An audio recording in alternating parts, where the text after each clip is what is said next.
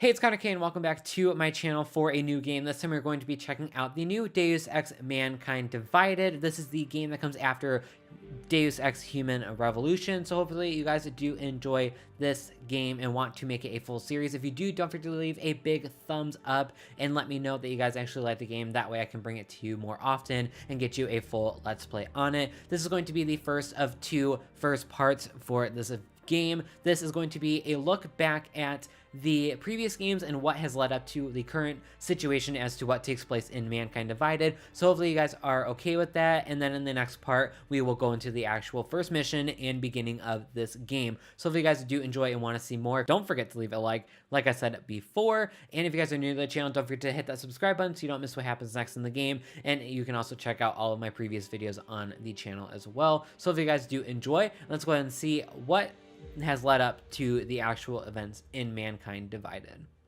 The year was 2027. Advances in biotechnology were helping people improve their physical and mental abilities to an amazing degree. Provided, of course, they had enough money. A new breed of people was emerging, half human, half machine. And in Detroit at least, not everyone was happy to see it. I'd just landed a job as head of security at Sarif Industries, a cutting-edge biotech firm. David Sarif himself handpicked me for the job, said he needed me to keep his people safe. My ex, Megan Reed, was one of them. Brilliant neuroscientist, Megan had found a way to make augmentation safe and affordable for everyone. All she had to do was present her research to Congress. But the night before her big meeting, my security measures failed. A team of Black Op mercenaries stormed into Sarif headquarters, massacring everyone in sight. 3 of the mercs were heavily augmented walking tanks. Their mission? Take out Megan and her team. I tried to stop them, but their leader tossed me through a plate glass wall. Last thing I heard as his bullets slammed into my brain was Megan's dying scream. I should have died with her. Only I didn't. High-end military-grade enhancements saved my life. The best augmentation Sarif's money could buy. It took me half a year to get a feel for her. Should have taken longer. But 6 months into my recovery, Sarif Industries was attacked again. This time, by a radical group of pro-human purists. Violent, militant, and fanatically opposed to human augmentation. They claimed to be members of Humanity Front, a non-profit organization that wanted the UN to limit biotechnology research. The thugs broke into Sarif's factory and found machinists working overtime on a top-secret military augment called the Typhoon.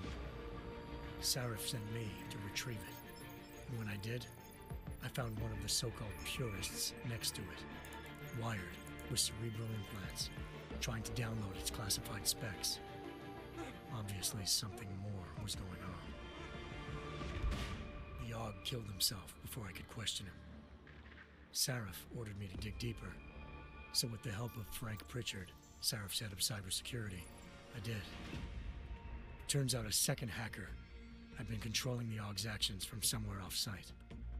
Pritchard and I tracked his signal to a secret FEMA internment camp in Detroit. The Black Op mercenaries were there. The same mercs who'd left me for dead 6 months before. Figured they'd try again when they saw me. It wasn't so easy for them this time. I took out the tank named Barrett, even got him to give me a new lead. A penthouse apartment in China. Of course, we both knew it would be a trap in the end.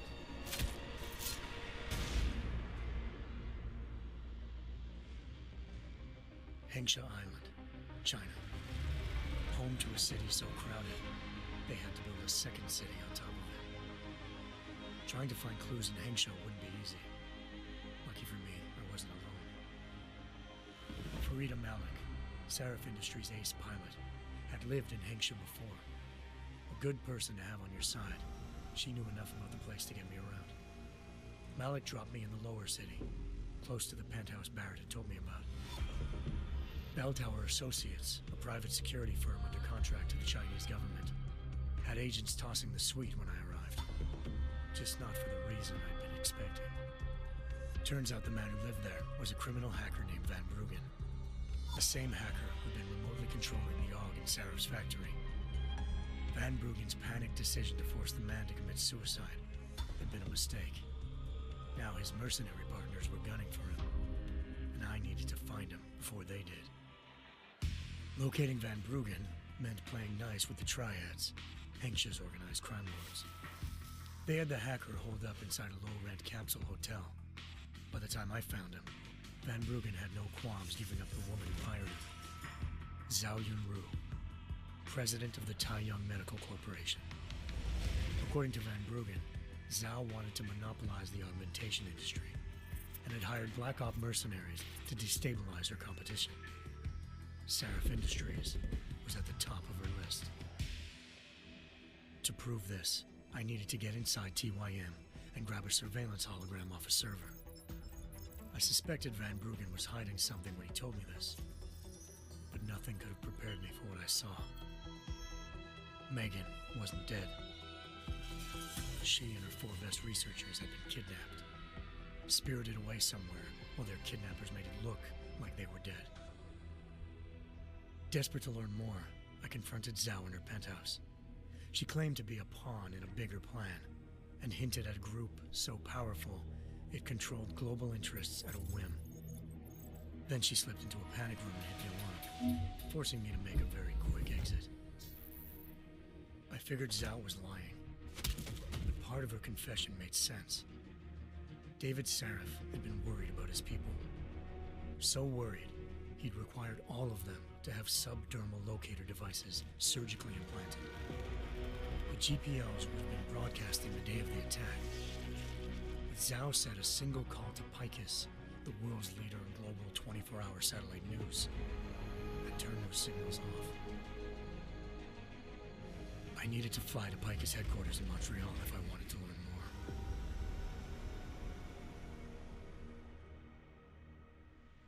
more. Eliza Cassan, Picus Communications' First Lady of News. Malik thought I was reaching when I told her Eliza was involved in this. The world's most famous news anchor, working with a mercenary hit squad. But when I confronted Cassan in her office, she freely admitted to jamming Detroit's satellites the night Megan's team had been taken. Said she's just been following her commands. I suspected she wanted to say more. But Black Op mercenaries showed up looking to shut us both down. And just like that, the Eliza I'd been talking to disappeared. The mercs were led by an augmented killer I'd crossed paths with twice before, Fedorova, a woman who'd made silence her best friend. She waited for me to track Eliza's transmission to a secret server room underneath the Picus complex, then jumped me from behind. A deadly fight ensued. I made sure she never moved silently again. With Fedorova down and no one left to keep Eliza quiet, she reappeared. Turns out Picus's First Lady of News wasn't a lady at all. She was a sophisticated AI program, engineered to monitor data streams and control what people believed.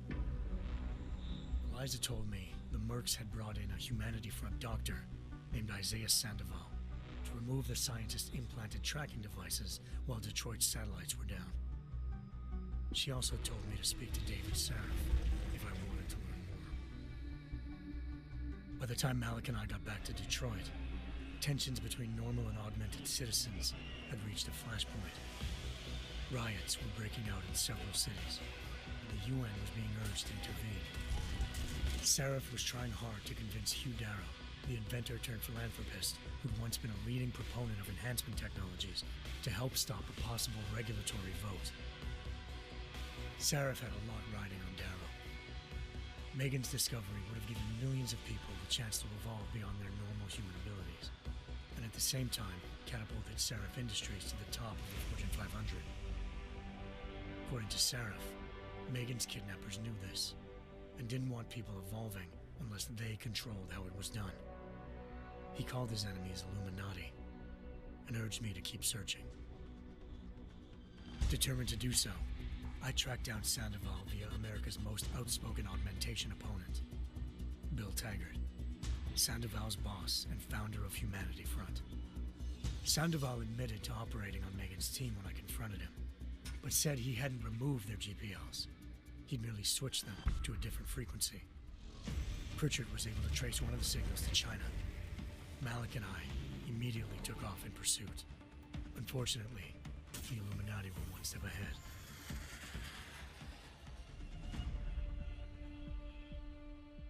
Ambushed. Shot out of the sky by Bell Tower Associates seconds after entering Hengsha's airspace. Malik's piloting skills saved me. After a tense and bitter struggle, I escaped into Lower Hengsha. The tracking signal I was following led straight to the Triads, or more specifically, to the augmented arm of Tong Si-hung, leader of a gang of augmentation harvesters. Tong said they'd taken the arm off a corpse, which Bell Tower had left at their door, meaning at least one of Seraph's scientists was dead. Maybe not the rest of them, though. Tong pointed me to a port used for human trafficking and helped me slip aboard a Bell Tower ship. It was sailing to Rifleman Bank Station, a military base in the South China Sea. Bell Tower was holding kidnapped civilians as prisoners there, and using them to perfect the Hyron Project, a human-computer interface that left most of its test subjects dead. My search for Megan would have ended then, if not for a mysterious ally named Quinn. In exchange for my help exposing Bell Tower, he slipped me aboard a second ship headed to Singapore and an Illuminati-run biotech facility called Omega Ranch. 3 of Seraph's scientists were there, forced by their captors to create a technology capable of remotely shutting down augmented abilities.